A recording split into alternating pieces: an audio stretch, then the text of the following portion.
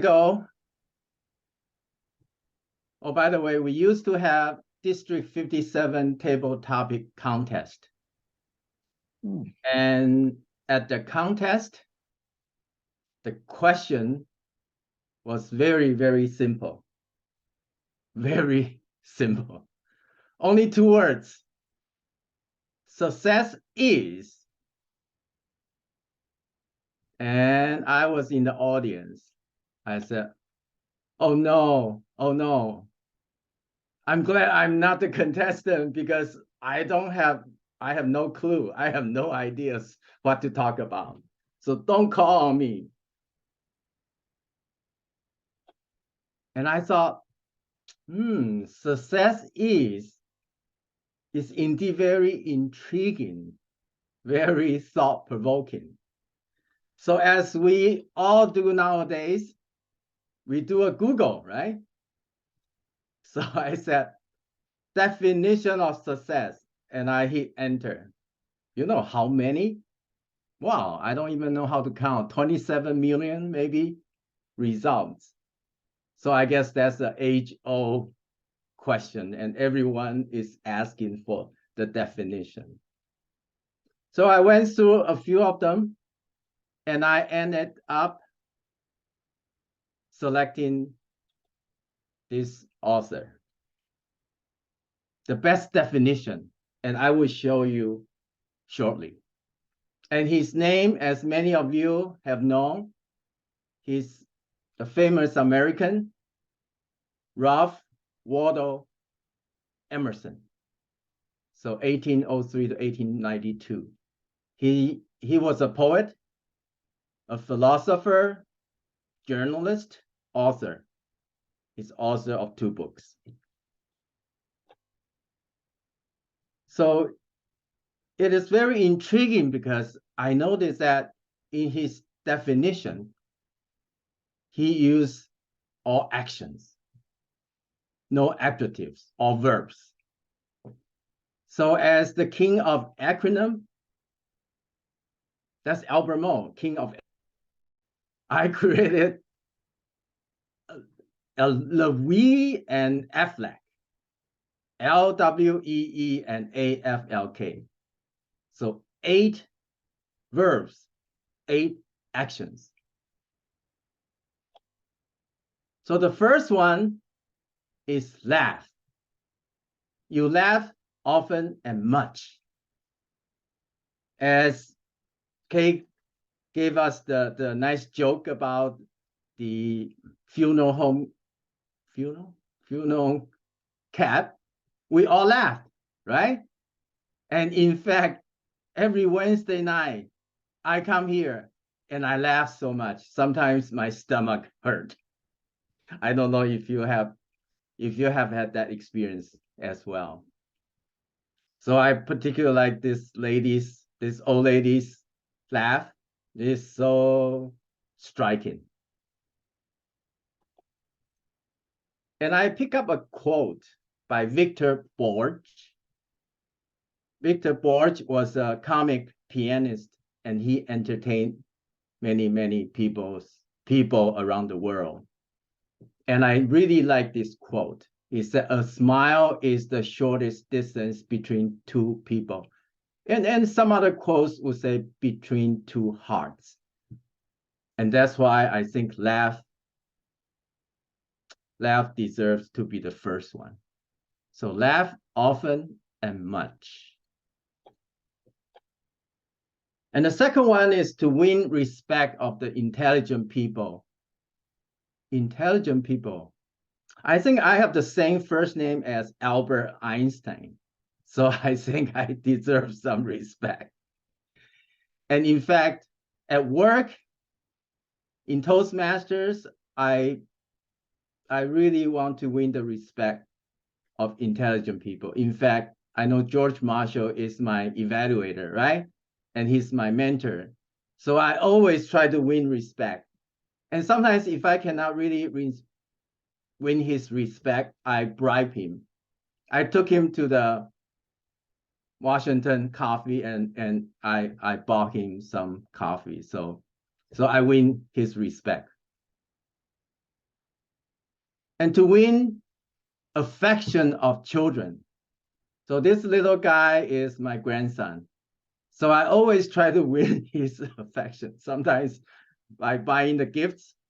But one time I was watching TV and all of a sudden he inched in and somehow he got on my lap and we watched TV together. Wow, I think I'm very attractive.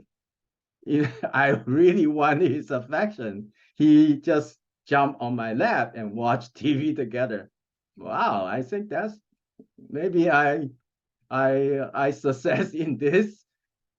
I succeeded in this category.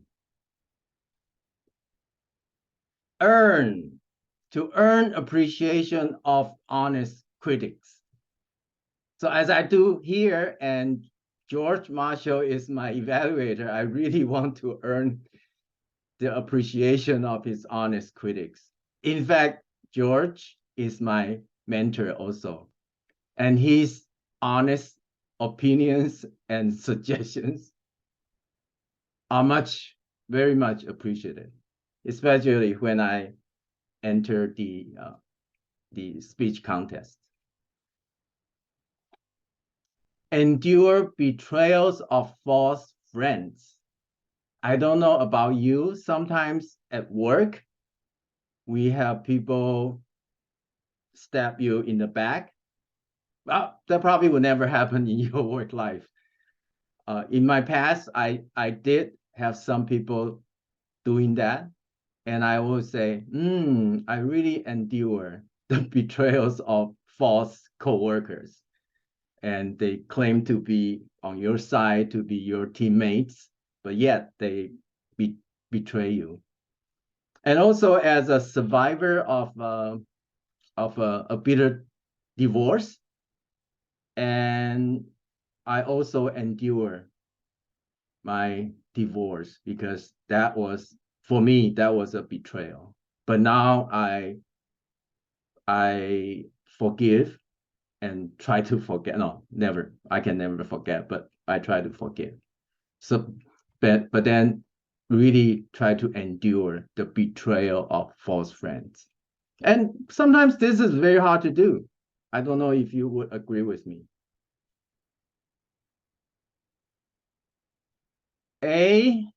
Appreciate beauty. So if you look at the picture on the left, two beautiful people, right? Do you agree? Especially the gentleman in tuxedo. And actually, I took this 20 some years ago, and the photographer was so nice. He used a lot of Photoshops and removed all my wrinkles. So I looked so beautiful. But he never used any Photoshop on my wife. So honest to God. So the picture on the right is actually I call the runner beans. And as many of you know, I'm an avid gardener. I like to plant these beans. And this is called Painted Lady. So I will go all the way out to order them online, and then I plant them from the seeds. And I just love the flowers because they have two colors and so vivid. But they don't last forever. So this is for me is an annual. So I have to plant them every year. But whenever they are blooming, I appreciate their beauty. Find the beauty, the best in others. You know, I know many of you are in marriage for many years. Sometimes you do have to find the best in others. And especially in your spouse, sometimes you say, how come you did that? But sometimes you have to say, okay, she did that with the best intention, right? The best intention. So we always try to find the best in others. In fact, that's what I try to do. But sometimes Some people betray me, so I have to go back to the previous one where I have to endure the betrayal of false friends. Okay, L, to leave the world a little better. First one is whether by a healthy child. I guess I have two beautiful grandkids, so they are healthy and happy. So I probably fulfill this condition or this criteria. L, another L is to leave the world a little better, just a little better, whether by a garden patch. So I have a persimmon tree in my backyard, and it produces hundreds persimmons. And I always harvest them, and then I usually give away. And so many of our neighbors, my students' parents will receive, or church friends, they will receive our persimmons. So good things is worth sharing. And then as our Toastmaster of the night, Beatrice mentioned that I also produce right now about 20 YouTube videos, and I try to leave something so that other people can learn from me, and the record hopefully will stay forever in YouTube, and people can always learn. And I share with people around the world, and that is just amazing. Not only in Fremont, but in US, but also around the world. And to leave the world a little better, whether by a redeemed social condition, but in this case, as many of you have known also, I usually pick up trash along the way when I go to the park, when I take a walk, and I always carry a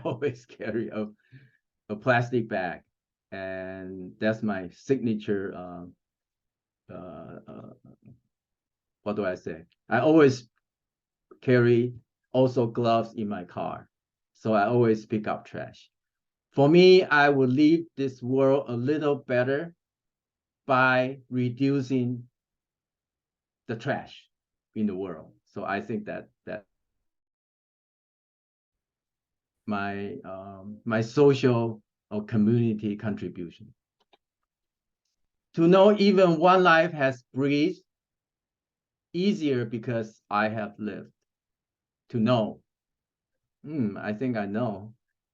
The picture on the left is, I don't know if you know this lady. Her name is Xiao Fan. And she used to be our member. So I used to meet with her at Starbucks. And then I coach her, and also I went over some pronunciation issues she faced. So this is what I did earlier. And picture on the right, and you can see Shamala here in the back, Shamala. So Shamala is a member of our English workshop. So I have beautiful ladies, and all ladies. Interesting. And we meet every Saturday in the morning, and we do the workshop and try to help people improve their English. In fact, we do the table topic speeches, so everyone can critique and everyone can give suggestions. So I hope the people I touch upon can breathe a little easier because lived. And this is the meaning of success by Mr. Emerson. And I totally agree with him. But then let's look at something he didn't say. Success is not having a lot of money. Interesting, right? And he says not having a mansion. I know George used to have a mansion like this in Mission Bay, in Mission Peak, I know. And Oh, not having a Tesla. Sorry, I don't have a Tesla, but many people do. And not having a corner office, a fancy title. In my career, I often say, if I could have that title, I would be happier, I would be more successful. And I said, is it really worth it? So, but that definition does not have that, so I don't have to worry about that. So just a recap, 8 actions, 8 verbs: laugh, win, earn, endure. So I pronounced this acronym is LWEE, LWEE. And the second portion is the AFLK, like AFLK, maybe AFLK. Appreciate, find, leave, and know.